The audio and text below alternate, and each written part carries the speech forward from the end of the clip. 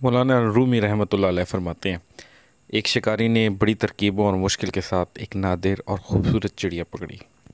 جب وہ چڑیا جال میں پھنس گئی اور آزاد ہونے کی کوئی صورت نہ پائی، تب چڑیا نے شکاری سے کہنے لگی، اے عقلمند انسان، تو مجھ جیسی ننھی سی چڑیا کو پکڑ کر کیا کرے گا؟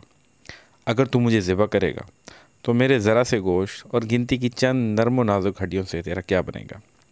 مجھے فروخت کر کے بھلا تجھے کتنا مال ملے گا؟ میری بات سن، اگر تو مجھے آزاد کر دے گا تو میں تجھے 3 ایسی بیش بہا نصیحتیں کروں گی جو ہمیشہ تیرے کام آئیں گی۔ ان میں سے پہلی نصیحت تو تیرے ہاتھ پر بیٹھ کے کروں گی، اور وہ نصیحت ایسی ہوگی جسے سن کر تیرا خون بڑھ جائے گا۔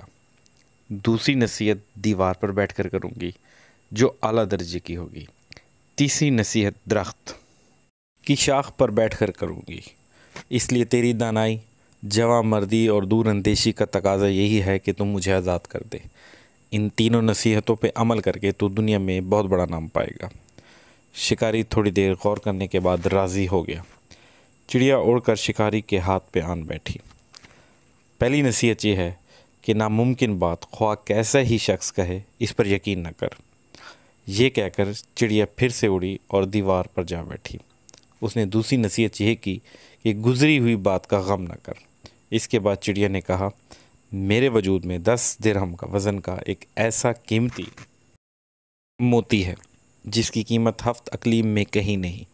یہ موتی پا کر تو اور تیری اولاد عیش و عشرت سے زندگی بسر کرتے، مگر افسوس کہ تو نے مجھے آزاد کر کے یہ بیش بہا موتی ہاتھ سے کھو دیا۔ یہ تحفہ تیرے مقدر میں نہ تھا۔ اتنا سننا تھا کہ شکاری رونے، چلانے اور ماتم کرنے لگا جیسے اس کا کوئی عزیز مر گیا ہو۔